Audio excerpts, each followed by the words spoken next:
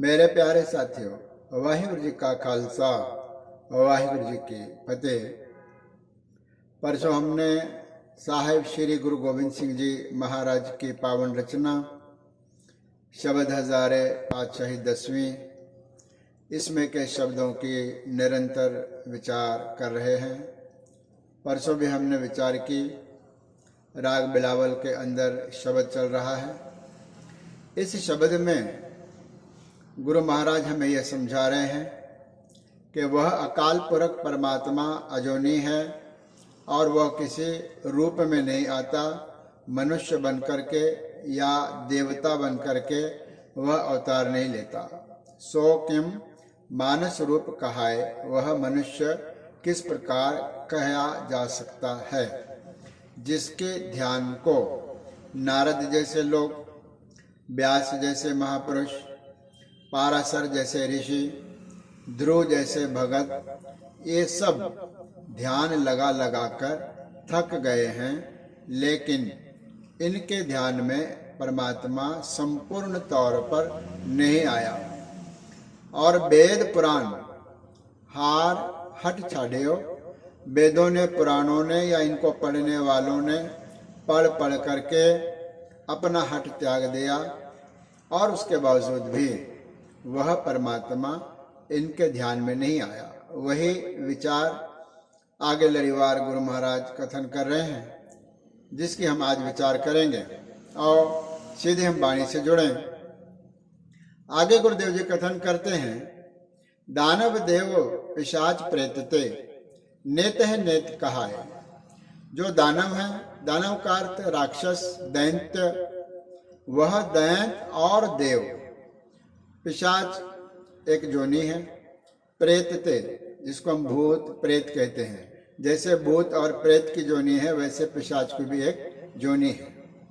वह सब मिलके प्रेतते उस परमात्मा को ध्यान करते करते, उसका सिमरन करते करते, उसको याद करते करते आखिर में क्या कहते हैं, नेत है नेत कहा है।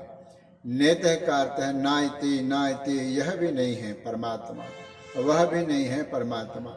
ऐसा कह कह के थक गए हैं और थक करके उन्होंने विचार करने को त्याग दिया है, छोड़ दिया है। अंत में नेत का अर्थ है बेअंत, परमात्मा को बेअंत है, परमात्मा तो बेअंत है, ऐसा कह कह करके वह थक गए हैं।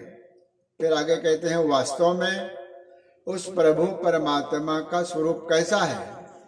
कहते हैं, सूक्ष्म ते सूक्ष्म कर चीने, वृद्धन वृद्ध बताए।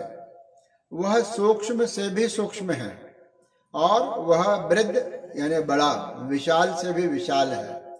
सूक्ष्म ते सूक्ष्म कर चीने, बहुत सूक्ष्म है, और जो सूक्ष्म है ना, उससे भी वह सूक्ष्म है, यानी अति सूक्ष्म है। जैसे अणु होता है, अणु के अंदर भी जो एनर्जी कार्य कर रही है, वह परमात्मा की ही शक्ति कार्य कर रही है। जहां पर भी हम शक्ति को देखते हैं, जहां हम किसी भी एनर्जी को देखते हैं, वह परमात्मा की शक्ति है। इसलिए चाहे वह छोटे से छोटे जीव जंतु में हो अथवा बड़े से बड़े पशु में हो, वह परमात्मा की शक्ति है, परमात्मा का बल है। जैसे चौपाई साहब में हम रोज ही पढ़ते हैं, चींटी ते कुंचर अस्थोला, सब पर कृपा दृष्ट कर पोला। चींटी भाव बहुत जो सूक्ष्म है, बहुत छोटी है। उस चींटी से लेकर के हाथी तक, कुंचर स्थूला, कुंचर का भाव है हाथी। वह कुंचर हाथी जैसा जो विशाल पशु है, उसमें भी परमात्मा तेरी ज्योत है। और वो जो कीड़ी है, वो जो मूंगी है, उस मूंगी के अंदर भी, उस चींटी के अंदर भी परमात्मा तेरी ज्योत है। इसलिए वह सूक्ष्म से लेकर बड़े तक, विशाल तक में परमात्मा तुझे दर्शाया जाता है। वृद्धन वृद्ध बताए, लोगों ने उसको बड़े से बड़ा भी कहा है। जो ज्ञानी हुए हैं उन्होंने उनको लघु रूप में देखा है, और जो कर्म योगी हुए हैं उन्होंने उसको विशाल रूप में देखा है। इसलिए अर्जुन को कृष्ण भगवान ने विराट का दर्शन करवाया, यह विशाल है। वृद्धन वृद्ध, बड़े से बड़ा करके अपने आप को बताया। तो परमात्मा बड़े से बड़ा भी है और परमात्मा सूक्ष्म से सूक्ष्म भी है। आगे प्रमाण करते हैं, भूम आकाश पताल सब सज एक अनेक सदाए।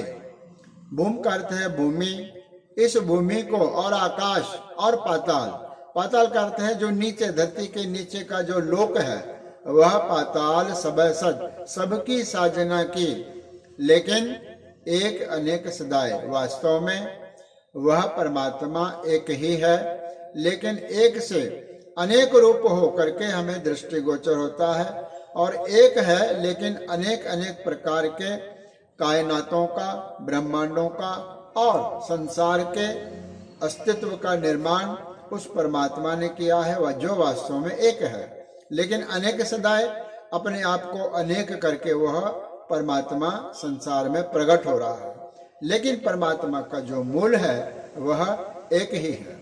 आगे कहते हैं, सो नर काल फांसते बाचे जो हर शरण सिधाए।